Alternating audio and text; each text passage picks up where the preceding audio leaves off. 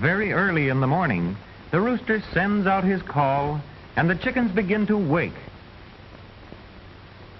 They have been sleeping on their roosts, holding with their toes. Wake up, chickens. It is daytime.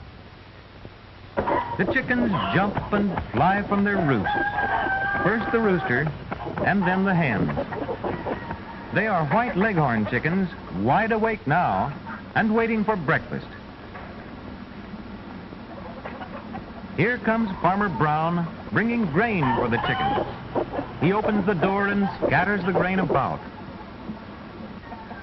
The hens begin to pick it up at once. But the rooster calls the hen to share his grain. The rooster is larger than the hen. He has a big red comb on his head and long curly tail feathers. Chickens pick up the grain with their sharp beaks. Chickens have no teeth, so they swallow their food whole. But chickens also eat gravel and grit, which help grind up the hard food in their gizzards. Now let us watch this hen as she goes for a drink. She takes a beakful of water and lifts up her head so the water can run down her throat. The chicken's eyes are on the sides of its head. This hen looks at us first with one eye and then with the other. In the chicken brooder house nearby are kept the baby chicks, only 2 days old, and hear them peep. The baby chicks keep dry and warm here near a stove covered with a broad metal hood. Little chicks are always hungry, so the farmer always keeps chick food in their food trough.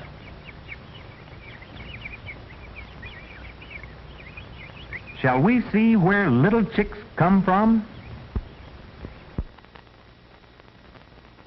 The farmer's boy carefully gathers the freshly laid eggs from the nests where the hens laid them. Later, Farmer Brown puts the eggs into a chest of drawers called an incubator. Inside the incubator, the eggs are kept warm. A week goes by. Every day the eggs are turned. The farmer now takes an egg to see whether a chick is beginning to form in it. Inside the week-old egg, at the top, we see a black speck, which is the little chick's eye. And now, nearly 3 weeks after this egg was put into the incubator, the tiny chick is almost ready to come out.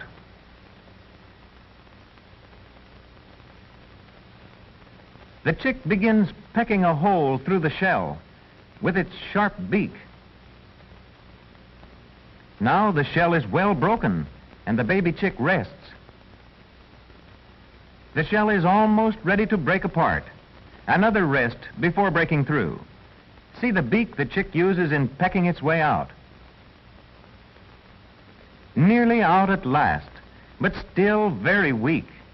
It's hard work getting all the way out. Some of these other chicks have been out of their shells for a while, and they run about in the incubator drawer.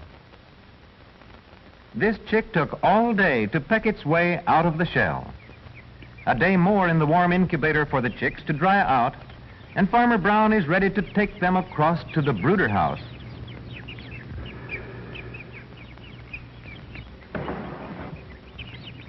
Inside the brooder house are the baby chicks, covered with fuzzy yellow down.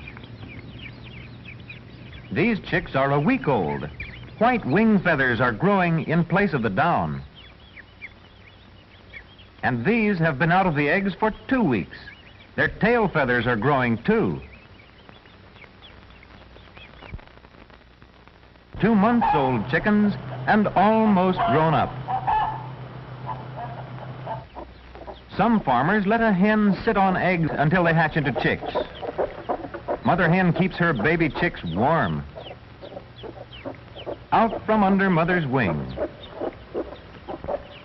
And now the mother and her chicks come off the nest to eat. These are Plymouth Rock chickens. Farmer Brown keeps ducks on his poultry farm, too. Hidden in the middle of this bush is a mother duck sitting on her eggs. Can you see her? Off for something to eat. Her eggs are well hidden while she is away. Nearby in another bush is a mother duck and her newly hatched ducklings. She leads her ducklings out of their nest. 2 of the eggs haven't hatched. Mother duck calls to her babies to follow her into the water. The bank is high and the ducklings are small, but they clamber down as fast as their weak little legs will carry them. They don't need any lessons in swimming, but they still swim close to their mother. A duck has webbed feet, which make good paddles for swimming. These ducklings have no feathers yet, only soft, fluffy down.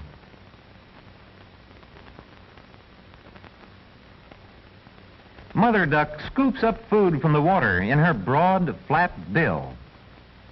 The ducklings, too, dive down for bits of food from the bottom of the pond. Here they find seeds and plants and tiny bugs to eat. Inside their flat bills are ridges which hold the food back while the water strains out. Here we see the ridges along the edges of a duck's bill. Who would know that this was the ducklings' first day in the water? But until their feathers grow, they must not stay in long. They are glad to go out now and waddle after their mother through the grassy meadow.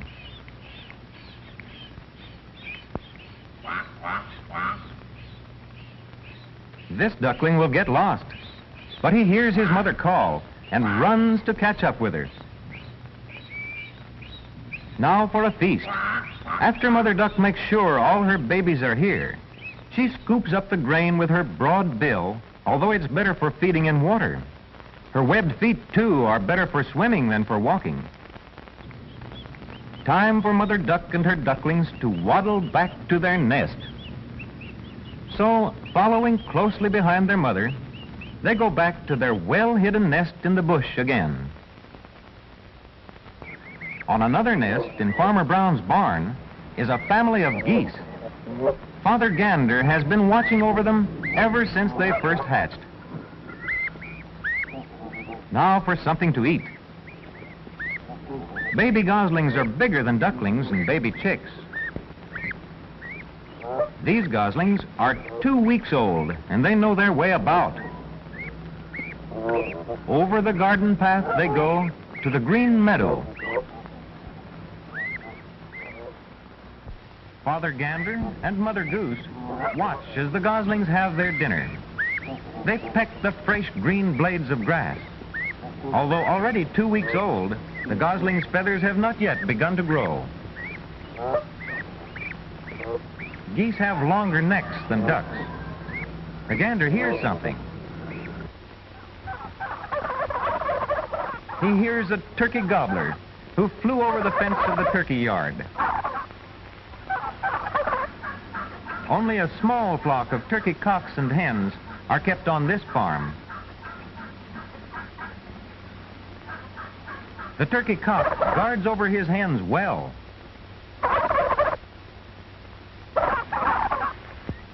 But Farmer Brown keeps a large flock of younger turkeys and feeds them well so they will grow large for Thanksgiving dinners. These baby turkeys, just out of their eggshells in the incubator, are being fattened for Christmas dinners. It is early evening, and the chickens have already gone to roost. Farmer Brown closes the chicken house door. The gander watches over his family on their nest in the barn. Mother Duck and her ducklings are safe in their nest, well hidden in the bush. The turkeys are the very last to go to sleep. When it gets dark, they go to their roosts in the branches of trees, and all is quiet on the farm for the night.